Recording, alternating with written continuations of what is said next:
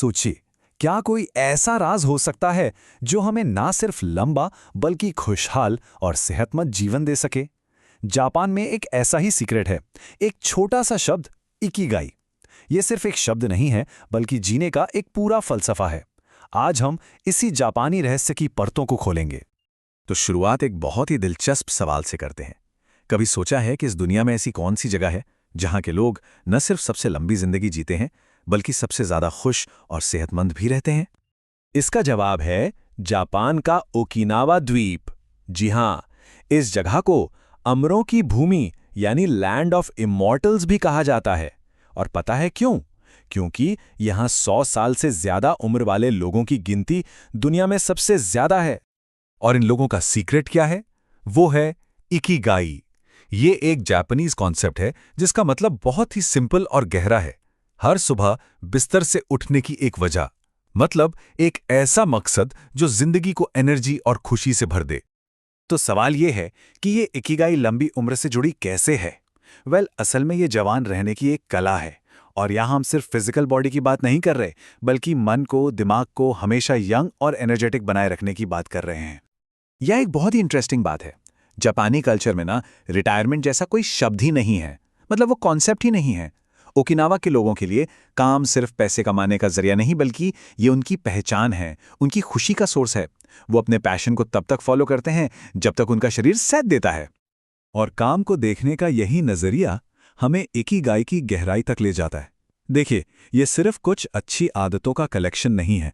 ये एक पूरी फिलॉसफी है जो जिंदगी को एक मकसद देती है।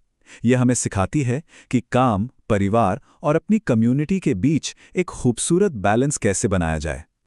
एक बहुत मशहूर साइकेट्रिस्ट थे, विक्टर फ्रैंकल।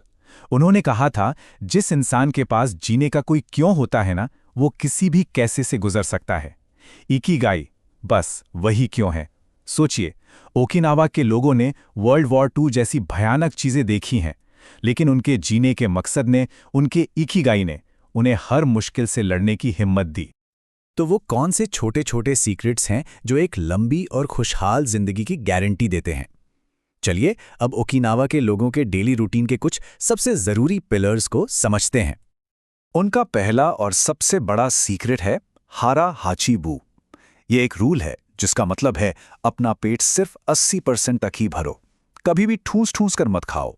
ज्यादा खाने से बचना और हल्का खाना, यही उनकी अच्छी सेहत का राज है। उनकी डाइट में ज्यादातर सब्जियां, सोया और सी फूड होता है।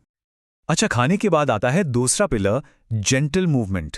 ओकिनावा के लोग घंटों जिम में पसीना नहीं बहाते, नहीं, बल्कि वो अपनी रोजमर्रा की जिंदगी में ही हमेशा एक्टिव रहते हैं। जैसे बागबानी करना, थोड़ा पैदल चल लेना या घर के छोटे मोटे काम करना। यही सिंपल चीजें उन्हें हमेशा एक्टिव रखती हैं। और अब आता है तीसरा और शायद सबसे जरूरी पिलर, मोवाई। ये क्या है? ये एक तरह का सोशल सपोर्ट ग्रुप है। मतलब ऐसे दोस्तों का ग्रुप जो जिंदगी भर एक दूसरे का साथ देते हैं, इमोशनली, सोशली और जरूरत पड़ने पर फाइनेंशियली भी। ये जो मजबूत सोशल कनेक्शंस है ना, ये अकेलेपन को कोसों दूर रखता है और मन को शांति देता है। लेकिन बात सिर्फ अच्छे खाने पीने और दोस्तों तक ही खत्म नहीं होती। लंबी जिंदगी का एक और बड़ा राज है स्ट्रेस फ्री माइंडसेट। और यहीं पर इकिगाई की फिलॉसफी काम आती है, जो हमें सिखाती है कि अपने हर काम में मजा और फ्लो कैसे ढूंढे। स्ट्रेस फ्री रहने का एक तरीका है वाबी साबी का कॉन्सेप्ट। इसका मतलब है चीजों की कमियों में, उनकी इम्परफेक्शन में खूबसूरती ढूंढना।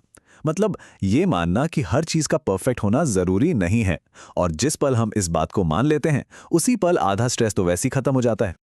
जापान की एक बहुत मशहूर कहावत है, 7 बार गिरो और 8वीं बार उठ जाओ। ये कहावत दिखाती है कि वो लोग कितने रेजिलिएंट हैं।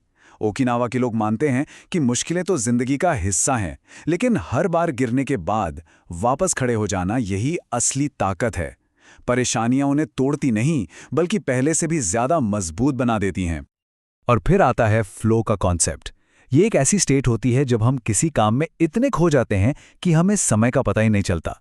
ओकिनावा के लोग अपने रोज के कामों में भी, जैसे बागबानी या खाना बनाने में, ये फ्लो महसूस करते हैं। इससे उनके लिए एक नॉर्मल सा काम भी मेडिटेशन और खुशी का जरिया बन जाता है।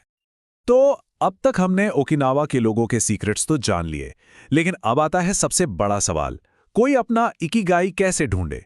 चलिए इस सफर पर एक साथ चलते हैं। अपना इकिगाई ढूंढने की शुरुआत कुछ बहुत ही बेसिक सवालों से होती है। खुद से पूछिए, पहला, ऐसा क्या है जिसे करने में सच में मजा आता है? दूसरा, वो कौन सा काम है जिसमें हम बहुत अच्छे हैं? और तीसरा, हम ऐसा क्या कर सकते हैं जिससे दूसरों की या समाज की मदद हो सके?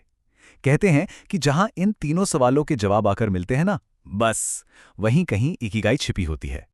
और एक बात याद रखिए, इकिगाई का मतलब कोई बहुत बड़ा दुनिया बदलने वाला लक्ष्य पाना नहीं है। नहीं, ये बहुत छोटी छोटी चीजों में भी मिल सकती है। मिसाल के तौर पर ओकिनावा की 102 साल की महिला, उनकी इकिगाई क्या है पता है? उनका छोटा सा बगीचा जहां वो रोज सब्जियां उगाती हैं। बस यही उनका मकसद है और यही उनकी सबसे बड़ी खुशी है। तो आखिर में ये सारी बातें हमें एक बहुत गहरे सवाल पर लाके छोड़ देती हैं। आखिर वो क्या चीज है जो जिंदगी को एक मकसद देती है? इसका जवाब हर किसी के लिए अलग है, और शायद अपने उसी जवाब को, अपनी इकिगाई को ढूंढना ही जिंदगी का सबसे खूबसूरत सफर है।